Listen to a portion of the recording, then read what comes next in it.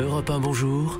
Raphaël Duchemin. Qui sont vraiment les militants cagoulés qui ont infiltré le défilé du 1er mai? Bonjour Eddy Fougier. Bonjour. Merci d'être avec nous ce matin sur Europe 1. Vous êtes politologue, spécialiste justement des mouvements protestataires. Depuis hier, c'est vrai qu'on a entendu des condamnations de tous bords politiques. Elles pleuvent, ces condamnations, après ces incidents graves, ces violences qui ont émaillé le défilé syndical. Des violences pareilles, d'abord, il faut remonter loin dans le temps pour en trouver. On parle des années 70. Alors, sur les violences en tant que telles, il suffit de regarder ce qui s'était passé l'année passée, le 1er mai, avec ces images d'un policier en flammes. Ça veut dire qu'on oublie, on a la mémoire courte. En 2016, il s'était passé aussi en marge de manifestations, et souvent d'ailleurs en tête des manifestations, beaucoup de violence. Donc en termes d'intensité, il n'y a pas plus de violence, il n'y a pas eu plus de violence hier que durant ces périodes-là. En revanche, ce qui est nouveau, c'est la masse de ces manifestants, effectivement. 1200 Black Blocs en tête du cortège, avec des cagoules, habillés de noir évidemment, puisque c'est la marque de fabrique des Black Blocs qui viennent d'Allemagne.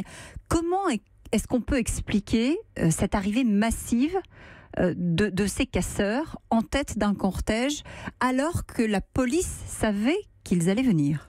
Alors, juste une précision, le terme Black Bloc vient d'Allemagne. Là, oui, le terme Black Bloc, qu'il n'y ait pas de confusion pour nos auditeurs. Non, vous avez raison de le préciser. Mais les 1200 ne venaient pas d'Allemagne. Non, bien sûr. Alors, plus sérieusement, effectivement, il y avait sur des sites, des réseaux sociaux, l'idée qu'il y allait avoir une journée en enfer. Les policiers étaient au courant. Et il y a eu sans doute des déficiences dans la gestion par la police, et les syndicats de policiers le reconnaissent, notamment en amont, c'est-à-dire dans le fait que ces personnes puissent infiltrer effectivement les cortèges de manifestants classiques, avec leur sac à dos dans lequel se trouvait un certain nombre d'outils qu'ils utilisent pour agir de façon violente, puis pour se vêtir en noir justement. Donc là, il y a eu effectivement quelque chose qui n'a pas bien fonctionné, et surtout, encore une fois, ce qui est nouveau, c'est qu'on n'avait jamais vu autant de personnes qui relèvent de ces violences et de cet activisme qualifié de Black Bloc réunis au même endroit. Alors vous dites personne, on a du mal à les qualifier. On entend plusieurs mots, on entend casseur, on entend mouvance ultra-gauche, contestataire. Qu'est-ce qu'il faut dire ? C'est toujours difficile à qualifier ce type d'activisme, parce que sur les 1200, sans aucun doute, il y a un noyau dur de militants. Ce sont ceux qui sont effectivement dans cette logique d'ultra-gauche, des autonomes, des anarcho-autonomes, des antifascistes. Il suffit de voir les drapeaux sur les images. Effectivement, c'est des drapeaux noirs, des drapeaux rouges avec le marteau et la faucille. Il suffit de voir aussi les slogans qui étaient mis en avant, ou les tags.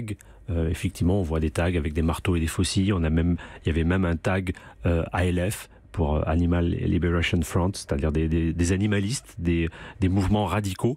L'attaque du McDo n'est peut-être pas tout à fait un hasard. Et puis derrière, je pense qu'il y a aussi des opportunistes, des personnes qui sont justement plutôt ce qu'on peut qualifier des casseurs. Alors tous ces gens s'agrègent finalement en tête de cortège. Est-ce qu'on peut les empêcher de venir? Est-ce qu'on sait qui est derrière? Est-ce qu'on peut finalement véritablement sur ces mouvements-là, comme ça a été le cas pour des G20, comme ça a été le cas à Strasbourg par exemple, est-ce qu'on peut les empêcher de venir, intervenir finalement en amont? On sait qu'il va se passer quelque chose. Encore une fois, comme je le disais tout à l'heure, les syndicats de police, enfin en tout cas un syndicat, se plaint du fait que justement ils aient pu infiltrer ces cortèges de manifestants classiques.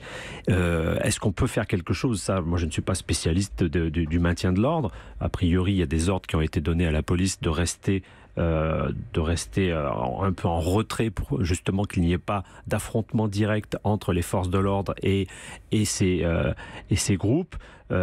Et parce qu'on peut remarquer malgré tout qu'il y a eu très peu de blessés de part et d'autre. Donc c'est effectivement il y a eu des dégradations du mobilier urbain. Il y a eu des dégradations de véhicules, de vitrines, mais finalement très peu de blessés par rapport au nombre de personnes sur place. Quelle est, Eddy Fougier, leur raison d'être? Le système dont ils ne veulent pas? Parce qu'ils semblent finalement changer de sociologie en fonction à la fois des lieux et des événements, aussi parfois.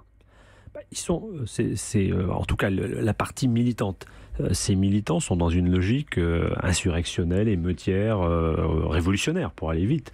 Ils rejettent la société capitaliste, la société avec également l'État, et dont les symboles sont les policiers, donc ils vont parler de violence policière, le capitalisme avec ses symboles comme ce fast-food, ces automobiles de luxe aussi, comme par hasard, qui étaient visés.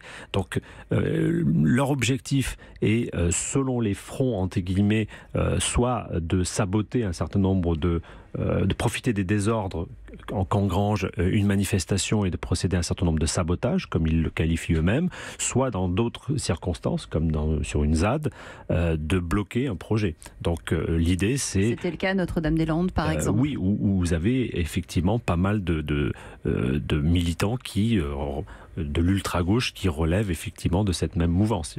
Est-ce qu'ils se nourrissent aussi, et ce sera ma dernière question, des conflits sociaux qui sont en cours à la SNCF, à Air France, dans la fonction publique, dans les universités? Est-ce que ça fait leur lit, en quelque sorte? Alors, il est bien évident que le contexte est plutôt favorable à ces militants. Et on peut supposer que parmi eux figurent de très nombreux étudiants d'université qui ont bloqué à Tolbiac, par exemple, sans doute aussi des lycéens qui manifestent ça et là, donc, et sans aucun doute également des zadistes qui ont dû faire peut-être le voyage en provenance de Nantes. Donc, je dirais, ce ne sont pas... On ne parle pas de convergence des luttes radicales, mais il y a une sorte de coagulation qui a dû se faire hier près de la gare d'Austerlitz. Merci Eddy Fougier de nous avoir éclairé ce matin sur ces violences et ce groupe des Black Blocs qui était donc en tête du cortège hier dans le défilé du 1er mai. Europe 1.